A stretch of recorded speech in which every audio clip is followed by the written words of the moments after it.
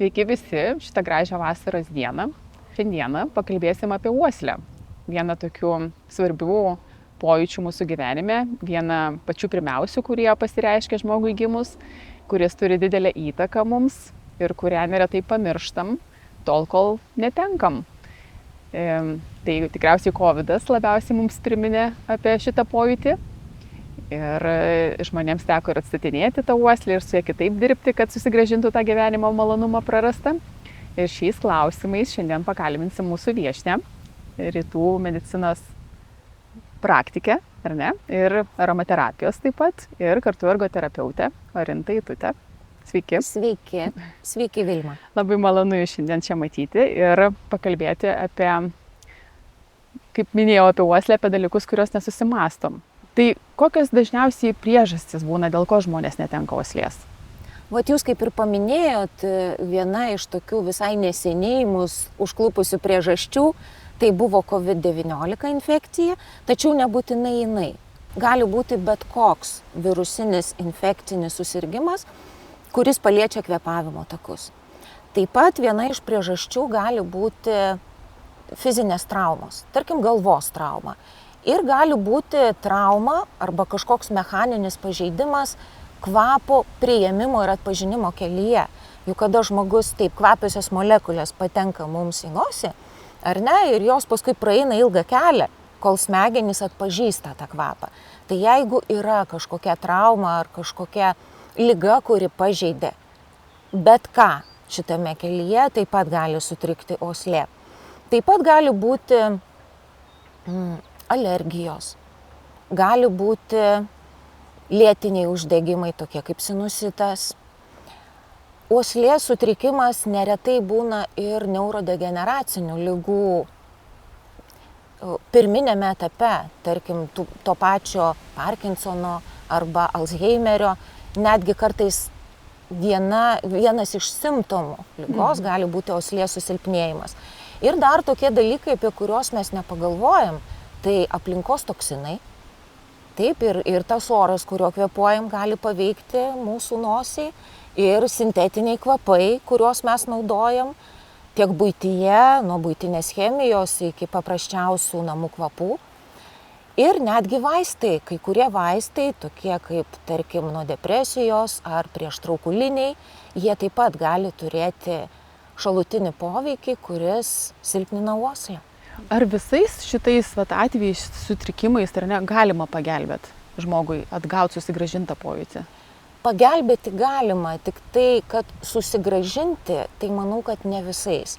Ypač kada yra neurodegeneracinės ligos, apie kurias jau minėjau, ir gali būti galvos smegenų trauma, jeigu yra konkrečiai pažeista sritis, kurioje yra kvapas atpažįstamas, tai tokiais atvejais vargu. Tačiau aš visada linkusi galvoti, kad organizmas mūsų turi savigydos galias ir pasiduoti tikrai neverta. Aš taip suprantu, nes jūs ir ergoterapeutė, ir rytų medicina, ir aromaterapija dar įsijungiat, jūs visas tas rytis derinat tarpusavį, ar ne? Kad bendradarbiautų, tos visos sujungiat į vieną ir jūsų toks požiūris holistinis. Taip, tikrai taip, ir aš esu labai laiminga, kad galiu savo šiuolaikinės medicinos srityje, jeigu taip galima pasakyti, ergoterapijoje, pritaikyti savo žinias, kurias kaupiau tikrai ne vieną dešimtmetį. O kaip pasakytumėt, kada verta jau kreiptis į specialistą pagalbos dėl uoslės, ar ne, netekimo, praradimo, ten atstatymo? Ar reikėtų kažką žmogui daugiau išsitirti, sužinoti daugiau kažką, pirmą atmesti gal kažkokias priežastis ar panašiai? Aš manau, kad tikrai verta ir pirmiausia, žinoma, reikėtų kreiptis į šeimos gydytoją, pas gydytoją neurologą, galbūt dėl to, kad pasakytų, kodėl sutriko uoslė. Ir būtinai po to kreiptis pas ergoterapeutą, kuris padėtų jums tą uoslę lavinti. Ir norėčiau šitoj vietoj dar akcentuoti, kad ne kiekvienas ergoterapeutas dirba su uosle. Reikėtų kreiptis pas tokį specialistą, kuris yra susidūręs su kvapais, kuris pažįsta kvapus, kuris gyvena kvapais, kuris yra studijavęs aromaterapijos mokslą. Va tuomet tikrai galima tikėtis geresnių rezultatų. Jūs tuomet išmanys geriau turbūt tas sritį ir galės pagelbėti. Kaip atsiliepia gyvenimo kokybei tas uoslės netekimas? Šita tema iš tikrųjų yra labai sudėtinga. Aš kaip ergoterapeutė visada gyvenimo kokybę vertinu per veiklas. Ir ergoterapijoje tos veiklos yra skirstomos į 3 dalis. Tai yra kasdienė veikla, darbinė veikla ir laisvalaikio veikla. Ir norėčiau trumpai, kiek įmanoma, papasakoti, kaip kvapų netekimas arba susilpnėjimas paveikia šitas veiklas. Tai tarkim, įsivaizduokim kasdienė veikla. Tai pirmiausia yra higiena. Jeigu žmogus neužuodžia kažkokio kvapo arba užuodžia kvapo, kurio nėra, jis puls praustis labai dažnai, jis keis drabužius, jis nepasitikės savim. Kitas dalykas yra saugumas. Kvapas padeda mums apsisaugoti ir kartais net išgelbsti gyvybę. Jeigu jūs namuose pajusite dujų nuotėkį, dujų kvapą, dūmų kvapą, ar ne, jūs ieškosite šaltinio ir žiūrėsit, kas darosi. Ir kita vertus, jūs dar atsidarot maisto pakuotę, ir man pačiai taip yra buvę, ar ne? Atsidarot naują maisto pakuotę ir tik tai kvapas jums gali išduoti, kad vis tik tai maistas yra sugedęs. Ir tokiu atveju jūs apsisaugote nuo apsinuodijimo. Maisto ruošimas ir valgymas, ar ne? Jeigu jūs neužuodžiate, o kita vertus ir skonis, juk yra labai stipriai susijęs su kvapu, jūs galite nebeparuošti savo įprasto maisto, jums gali būti maistas neskanus. Ir jeigu jūs dar jaučiate kvapus, kurių nėra, jūs galite nebenorėti valgyti, jūs prarandate vieną iš gyvenimo malonumų. Ir tikrai savo praktikoje turėjau pacientę, kuri užsidengdavo nosį, kad galėtų praryti maistą. Tai antroji dalis, sakykime, kalbėjau apie kasdienės, yra darbinė veikla. Yra veiklos, yra darbai, kurių metu būtina uoslė. Tarkim, parfumeris, kvepalų gamintojas, virtuvės šefas, ar ne? Bet yra ir tokie darbai, kur mes nepagalvojam, kad uoslė svarbi. Tarkim, ugniagesys, ar jis pajus dujų nuotėkio kvapą ar dūmų. Medicinos darbuotojas, nes viena iš mano pacienčių buvo šeimos gydytoja ir jinai patvirtino, kad kvapas taip pat gali nusakyti arba patvirtinti kažkokios ligos ar diagnozės egzistavimą. Ar iš burnos sklindantis kvapas, ar bendrai nuo žmogaus sklindantis kvapas. Dar nereikėtų pamiršti ir žmonių, kurie prižiūri artimą, slaugo artimą arba mamų su kūdikiais. Juk irgi mes iš kvapo pajuntam, kad tam vaikui jau reikėtų pakeisti vystyklus ir panašiai. Ir trečioji veiklų grupė, kur yra nemažiau svarbi, bet gyvenimo kokybei itin turbūt turi didelę prasme, tai yra laisvalaikis. Galbūt jūs mėgstate auginti gėles, o gal jūs mėgstate vaikščioti miške, gal jūs pati gaminate kvepalus ar kažkokius tai kremus. Taip, ir jeigu jūs nieko nebeužuodžiat arba užuodžiate neteisingą kvapą, jūs jau nebepatirsit malonumo iš to. O dar įsivaizduokit situaciją. Jūs važiuojate į kitą šalį ir norit pasimėgauti vietiniu kulinariniu paveldu. Arba kažkas jūs pakviečia į svečius, iškepa pyragą ir visi, koks kvapas, o jūs nieko neužuodžiat. Ir ilgainiui tokie žmonės pradeda gyventi uždaresnį gyvenimą, jie pasitraukia, nes jie jaučiasi blogai tiek dėl to kvapo, kuris galbūt sklinda nuo jų, tiek dėl to, kad jie nebegali pasimėgauti tuo gyvenimu. Tai man atrodo, kvapas yra labai labai svarbi gyvenimo kokybės dedamoji. Kaip jūs atradote tą metodiką, kurią naudojat? Iš kur jūs sužinojot apie tuos būdus, kokius taikot? Ir gal apie patį metodą tada plačiau? Kaip jau minėjau, aš ne vieną dešimtmetį draugauju su eteriniais aliejais ir taip jau sutapo, kad prieš 3 metus aš baiginėjau ergoterapijos studijas. Taip, tai tokiame amžiuje, tai yra mano jau 4. specialybė. Ir mano darbo vadovė pasiūlė man tokią temą, kaip po kovidinių pacientų uoslės lavinimas, eterinių aliejų pagalba. Ir tai man suteikė galimybę pasidomėti, giliai pasidomėti visais tyrimais, kaip iš tikrųjų mokslas žiūri į šitą dalyką, į uoslės lavinimą. Ir aš taip sužinojau ir atradau vokiečių mokslininko Dresdeno universiteto profesoriaus Tomo Humelio metodą, pagal kurį jis pasirinko 4 eterinius aliejus. Tai štai aš čia juos turiu, tai yra gvazdikėlių, spindulinių eukaliptų, rožių, ir citrinų eteriniai aliejai. Ir su šitais 4 eteriniais aliejais jis lavino žmonėms uoslę. Aš galėčiau trumpai pademonstruoti, kaip tai yra daroma. Gerai, pabandykim. Taip, tai paimami šitie 4 eteriniai aliejai, pirmiausia, žinoma, po vieną ir uostoma giliuoju uostomu. Taip, tai yra uždengus vieną šnervę įtraukiam, per kitą šnervę ir aš dar nuo savęs pridėdavau tą tokį pauostymą kaip šuniukas, ar ne? Kad kitaip tas kvapas patektų pas mus į kvėpavimo takus. Ir pauoščius padedam kokiu 30 sekundžių pertrauką, imam kitą aliejų ir tokiu pat principu išuostom visus 4. Ir taip 2 kartus per dieną. Tai yra būtent tas Humelio metodas, kurį aš taip pat taikiau atlikdama savo tyrimą. Atlikot irgi, žiūrėjot, kaip tai veikia, ar ne pati išbandėt su savo pacientais? Taip. Ir mokslinį darbą iš to? Taip, aš parašiau ir apsigyniau ergoterapeuto bakalauro darbą. Kodėl būtent šitus 4 renkasi, o ne kažkokius kitus? Šitie 4 kvapai, tai yra vienas dalykas, jie pažįstami žmonėms kvapai, o kitas dalykas, jie tarsi atstovauja skirtingas kvapų rūšis, jeigu taip galima pasakyti. Yra gėliškas kvapas, rožė, yra medžio kvapas, toks aštrus kvapas, eukalipto, yra vaisinis kvapas, citrinos ir yra prieskonių kvapas, gvazdikėlio. Tai čia greičiausiai dėl to, kad apimtų kuo platesnį kvapų spektrą. Kaip jūsų tyrime, ar rezultatai visi buvo teigiami? Gal kažkokį atvejį išskirtumėt iš jūsų tyriamųjų? Kiek jų buvo? Mano darbe buvo 23 tyriamieji, aš su jais dirbau po 10 kartų, tai buvo 10 užsiėmimų. Visiškai visiems buvo uoslės pagerėjimas, visiškai visiems. Ir buvo tokių įdomių atvejų, kad žmogus, tarkim, ateina į užsiėmimą pavargęs, po sunkesnio darbo, po stresinės situacijos ir net jeigu jis prieš tai jau užuodė kažkokius kvapus, jis po to neužuodžia. Tai reiškia, kad žmogaus emocinė būsena taip pat labai stipriai paveikia. Ir dėl to nereikėtų išsigąsti, kad jeigu jūs lavinate uoslę, jūs pasiekėte kažkokį rezultatą ir staiga jis tarsi pablogėja. Viskas yra gerai. Svarbiausia neapleisti ir dirbti toliau.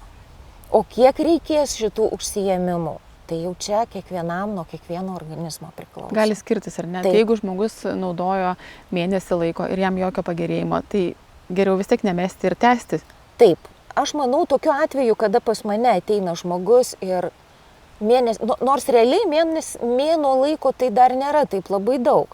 Tai priklauso nuo to, kiek laiko žmogus uoslės neturi. Nes buvo tokių, kurie ką tik prasirgė atėjo ir buvo tokių, kurie 2 metus jau neturi uoslės arba turi sutrikusią uoslės funkciją.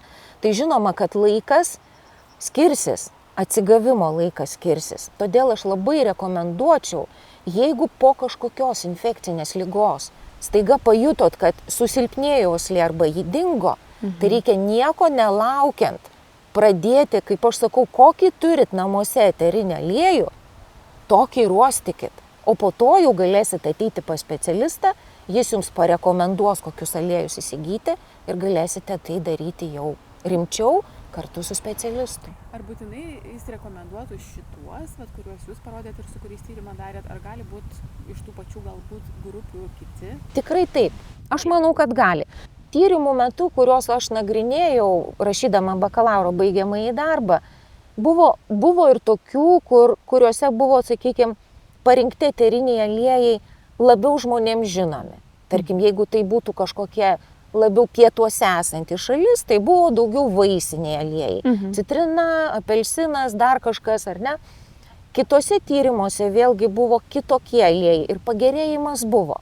Tačiau, kada remiesi mokslu, visada norisi turėti kažkokią atspirties tašką. Taip. Tai visada pradedu nuo šitų 4, visada rekomenduoju naudoti šitos 4, bet užsiėmimo metu, kada žmogus ateina pas mane, aš jau tada parenku pagal jį, žiūrėdama, kokio kvapo jis neužuodžia arba silpniau užuodžia.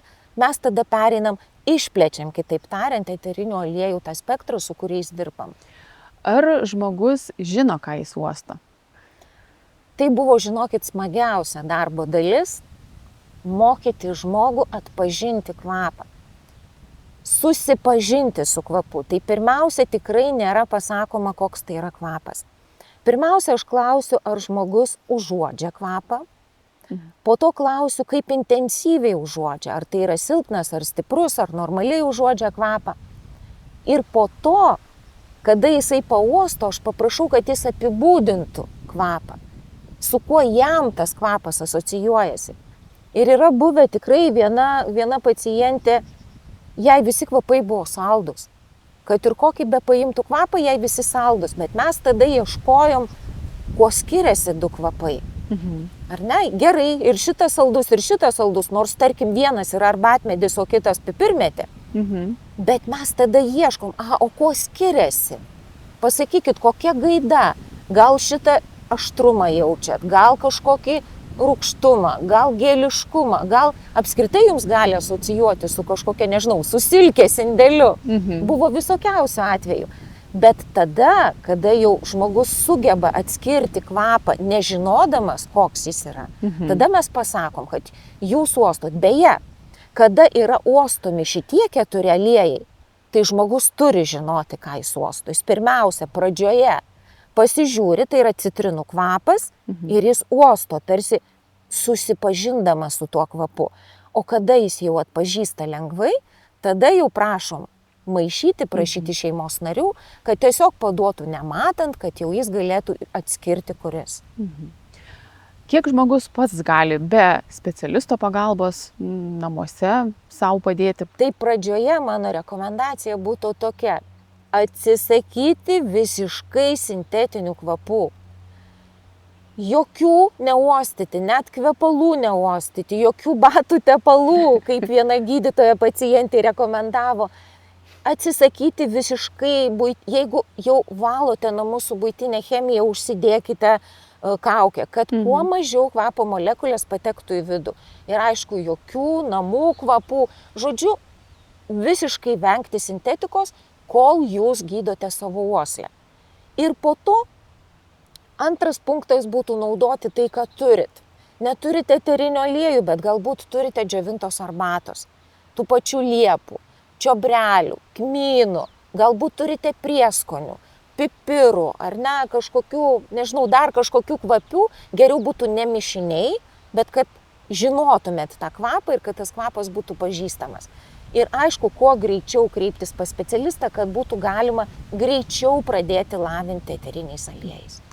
Jeigu žmogaus, jis neužuodžia, bet jis yra jautresnis iš savęs, gal jis jautriau reaguoja į kvapus, pavyzdžiui, ką tokiu atveju? Jeigu matot, jūs neužuodžiate kvapo, jums aštru nebus.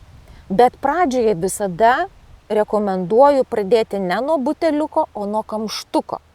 Taip, tas uostymas, aš parodžiau, kad iš buteliuko galima uostyti, bet pradžioje ir ypatingai jeigu yra jautresnis žmogus, užtenka kamštuko. Taip, mes užuodžiam kvapą tokiu. Ir paskui, jeigu jaučiat, kad kvapo nėra, galima bandyti iš buteliuko, bet visuomet galima patraukti toliau tą buteliuką. Žodžiu, visada žiūrim pagal žmogų, pagal situaciją. Kaip galima šalia šito metodo dar galėtumėm tai uosliai padėti? Paprastai, kada aš jau padedu žmogui lavinti uoslę, visada kartu naudoju ir atminties lavinimą. Nes atmintis ir uoslė yra labai stipriai susiję ir būtent ta smegenų sritis, kuri yra atsakinga už kvapų atpažinimą, už įsiminimą kvapų, ar ne, labai yra naudinga kartu lavinti ir atminti. Tai gali būti paprasčiausi dalykai, gali būti kryžiažodžių sprendimas, gali būti atminties kortelės. Paprastai mes siūlom įtraukti šeimos narius į tai, su vaikais kažką pažaisti, nes vaikai dažniausiai turi tokių visokių įdomių dalykų. Įtraukti atminties lavinimą ir kartu efektas bus tikrai didesnis ir greitesnis. Ar verta irgi tada su tais kvapais, ar tik tai iš buteliuko, noriu paklausti, su jais verta dirbti, ar verta apskritai atkreipti tada dėmesį gyvenime, kur mes kažkur einam ar kažką veikiam? Gal to būdu irgi galim? Be jokios abejonės. Čia yra toksai startinis dalykas, pagrindas. Bet visada, jeigu yra pavasaris, jeigu yra vasara, prašau, dar žydi jazminai, pavasarį žydi alyvos. Dabar mes galim prieiti ir pauostyti liepo šakelę. Tik tai uostykit visą tai, kas yra gamtoj, ir nauda bus dar didesnė. Jūsų kūnas prisimins tuos kvapus, jūsų smegenys prisimins tuos kvapus ir jūs galėsite greičiau mėgautis savo gyvenimu. O ką daryti, jeigu uoslė grįžta, bet jinai grįžta iškraipyta? Iš mano tos patirties galiu pasakyti, kad uoslės iškreiptas kvapo pažinimas yra jau pradžia. Tai jau yra žingsnis į priekį. Bet labai dažnai didžioji dalis žmonių, tyriamųjų ir pacientų dabar ateina jau su iškreipta uosle. Reiškia, jie nebuvo praradę uoslės, jiems iš karto išsikreipė kvapas. Ir dėl to, jeigu galima, aš dar truputėlį priminsiu, kokie būna uoslės sutrikimai. Nes jie dažniausiai būna dviejų rūšių. Vienas sutrikimas tai yra sutrinka gebėjimas pajausti kvapą, užuosti kvapą, o antra dalis tai yra gebėjimas atpažinti kvapą. Tai kada mes silpniau užuodžiam, ta vadinama hiposmija, arba visiškai neužuodžiam anosmija, tai jau yra kvapo užuodimas, taip kvapo pajautimo sutrikimas. O kada mes turim iškreiptą kvapą, arba netgi didelė dalis žmonių jautė kvapą, kurio visai nėra, ir tas kvapas tikrai labai blogas, tai jau čia yra uoslės, tai yra kvapo atpažinimo sutrikimas. Vadinama parosmija, jeigu jūs uostote levandą, o jaučiate visai kitą kvapą, arba yra fantosmija, kada jaučiate kvapą, kurio nėra. Tai nereikia bijoti to, kad jūsų uoslė sutrikusi, kad jūs jaučiate kitokį kvapą, tai yra sveikimo pradžia. Nuo to, kad visiškai nebuvo, link to, kad atsistatytų kvapai. Bet dažniausias sutrikimas, dėl ko pas jūs kreipiasi žmonės, dažniausiai būna turbūt, kada visiškai netenka. Ne. Dažniausiai buvo po covidinių laikotarpių, tai dažniausiai buvo būtent netikslus kvapai, būtent tas atpažinimas. Netikri kvapai, uosto, kaip sakiau, viskas yra saldu, arba atsiranda kvapas, jaučia kvapą, kurio nėra visai. O uoslės visiško nebuvimo būna retai, būna susilpnėjusi labai stipriai uoslė. O dabar, šiai dienai? Dabar tas susilpnėjusi uoslė, eina daugiau kvapo užuodimo to tokio sutrikimo. O su kuo labiausiai sietumėt šitą sutrikimą? Nežinau, aš būtent ir galvoju, kad dabar yra kvapo sumažėjimas, labai dažnai būna virusinių ligų pasekmė, nes kada būna daug sekreto nosyje arba alerginės ligos, vasara, pavasaris yra labai daug alerginių susirgimų, aplinkos užterštumas. Aš daugiau siečiau su tuo, bet vėlgi visų priežasčių mes nežinom.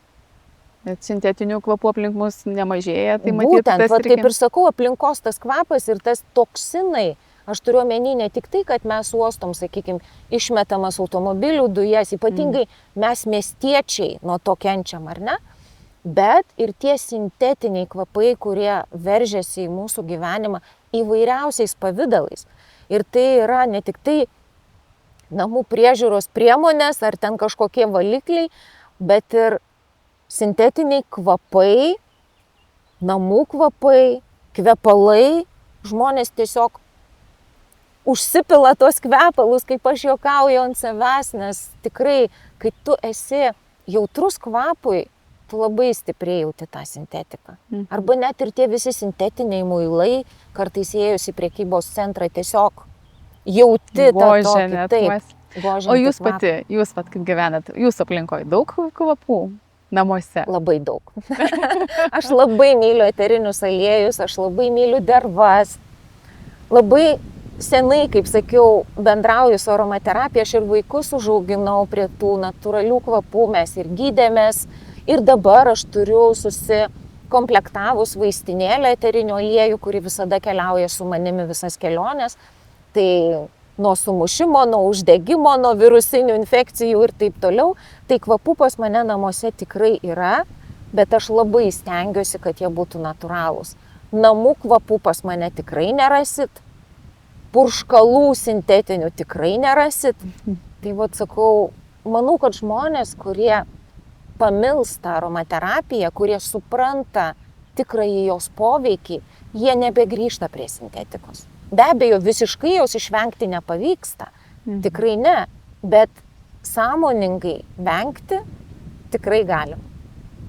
Į ką žmonėm orientuotis labiau apie, bendrinant apie uoslės praradimą arba jūsų darbą, gal kažkokią žinutę norit? Aš tiesiog norėčiau pasakyti, kad žmogus yra gamtos dalis. Ir bet kokių negalavimų gydymui visuomet reikia pasitelkti gamtos dovanas. Ir eteriniai aliejai, aromatinės dervos, įvairiausi gamtos sukurti kvapai, jie mus gydo. Šitą reikėtų nepamiršti. Labai ačiū. Tikrai eisim dabar uostyti liepų. Ačiū jums labai, Orinta, kad pabuvot su mumis, pakalbėt ir pasidalinat. Tikiuosi, kad tikrai tie, kas klausėm, bus tai naudinga. Labai ačiū, kad pakvietėte į pokalbį ir linkiu visiems išlikti sveikiems.